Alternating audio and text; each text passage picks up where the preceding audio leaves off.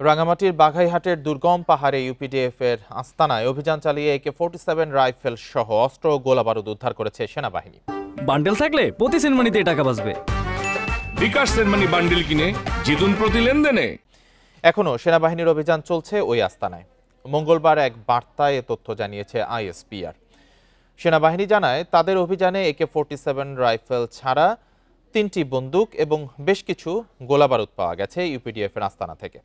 অভিযোগ আছে পাহাড়ে অশান্তি সৃষ্টি এবং চাঁদাবাজি করতে ইউপিডিএফ সহ কয়েকটি দল সন্ত্রাসী কার্যক্রম চালাচ্ছে।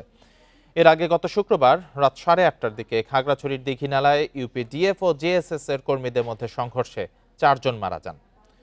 দীঘিনালা থানার ওসি জানান, আধিপত্য বিস্তার নিয়ে সংঘর্ষে জড়ায় ইউপিডিএফ ও জেএসএস।